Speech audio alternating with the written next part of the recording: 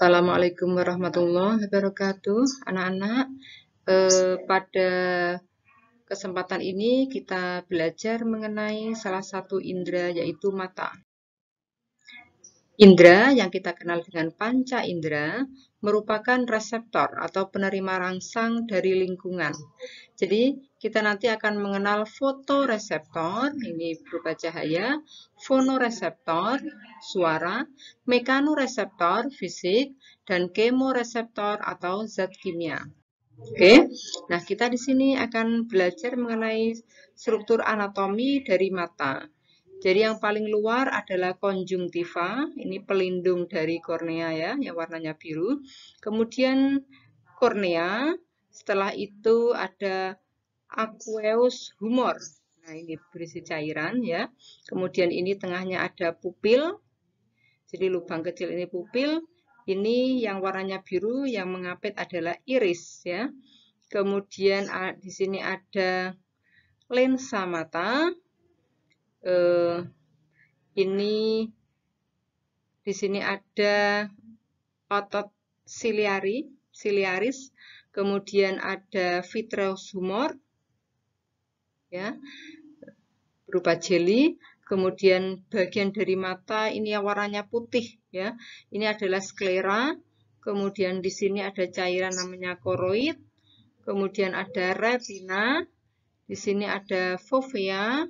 Kemudian ini saraf optik. Kemudian ini adalah bintik buta. Oke. Jadi mata itu tersusun dari yang pertama ada alat tambahan mata berupa alis, kelopak mata, bulu mata, aparatus lakrimalis yang terdiri dari kelenjar lakrimalis atau penghasil air mata. Sini ada ductus lacrimalis dan ductus nasolacrimalis. Kemudian yang kedua ada otot bola mata yang tersusun dari 3 pasang otot lurik. Jadi berguna menggerakkan bola mata. Jadi kita lihat di sini ada kelenjar lakrimal. Ini letaknya di superior. Yang ini inferior ada kelenjar lakrimal juga. Di sini ada ductus atau saluran dari kelenjar lakrimal. Ya. Kemudian di sini ada lakrimal kanalikuli. Kemudian ada kantong lakrimal. Ya. Kemudian ada nasolacrimal duct. Ya. Di sini juga ada opening dari nasolacrimal duct. Jadi di sini ada lubangnya, ya. Ini ada salurannya. Oke. Bola mata terdiri dari 3 lapisan bagian luar. Ada sklera dan kornea. Jadi kita bahas satu persatu. Sklera merupakan bagian jaringan yang berwarna putih, tidak tembus cahaya dan keras, yang melingkupi keseluruhan mata kecuali bagian kornea. Nah, sklera berperan sebagai tempat melekatnya otot-otot mata yang membuat mata bisa bergerak. Nah, kornea ini mengandung banyak serabut saraf, namun tidak terdapat pembuluh darah dan tembus cahaya. Fungsinya meneruskan cahaya ke lensa mata. Nah, kornea ini dilindungi oleh selaput pelindung namanya konjungtiva. Di belakang kornea terdapat cairan bening namanya aqueous humor yang membantu penyaluran nutrisi ke jaringan di mata. Nah, kurangnya cairan ini bisa meningkatkan tekanan dalam mata yang menimbulkan masalah pada mata. Ini seperti glaukoma. Kemudian bagian tengah terdiri dari koroidea dan iris atau selaput pelangi. Jadi koroidea ini merupakan membran berwarna coklat tua yang terletak di antara sklera dan retina.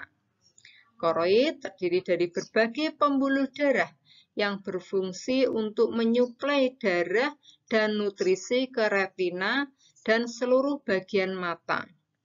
Kemudian iris merupakan pengatur seberapa banyak cahaya yang masuk ke mata dengan menyesuaikan ukuran dari pupil. Nah, pupil itu merupakan lubang bulat letaknya di tengah iris. Fungsinya jalan masuknya cahaya. Bisa mengecil jika cahaya terang, membesar jika cahaya redup. Nah, sedangkan lensa untuk memfokuskan cahaya dan gambar ke retina. Lensa mata terdiri dari berbagai jaringan transparan yang fleksibel dan terletak di belakang iris dan pupil. Nah, lensa akan mengubah bentuknya untuk dapat memfokuskan objek yang dilihat oleh mata. Lensa akan menipis ketika melihat objek yang lebih jauh dan menebal ketika melihat objek yang dekat. Vitreous humor merupakan struktur seperti jeli dan mengisi bagian belakang mata, serta berperan untuk mempertahankan bentuk mata dan menahan retina agar tetap pada tempatnya. Lapisan dalam ini terdiri dari ada retina, berperan untuk memproses cahaya yang masuk ke mata menjadi sinyal elektrik yang akan disalurkan ke otak melalui saraf optik. Nah, retina terdiri dari jaringan yang sensitif terhadap cahaya yang berada pada permukaan bagian dalam mata. Di retina terdapat dua fotoreseptor, yaitu sel batang mengandung rhodopsin untuk melihat suasana remang. Sel kerucut mengandung pigmen iodopsin untuk melihat suasana terang dan menerima rangsang warna. Terdapat bintik kuning atau fovea centralis. Ini mengandung reseptor sel kerucut. Bila cahaya jatuh di bintik buta, nah ini kita tidak bisa melihat. Saraf optik merupakan bagian mata yang menjalarkan impuls saraf dari retina menuju otak. Nah, impuls diimplementasikan otak sehingga benda dapat terlihat. Bayangan jatuh di bintik kuning berarti kita bisa melihat. Bila bayangan jatuh di bintik buta, kita tidak bisa melihat. Nah, sekarang kita lihat jalannya masuk cahaya, yaitu yang awal adalah dari kornea, kemudian diteruskan ke aqueous humor, kemudian ke pupil, lensa, vitreous humor, retina, dan saraf. Nah, sekian pembahasan mata kali ini. Terima kasih. Wassalamualaikum warahmatullahi wabarakatuh.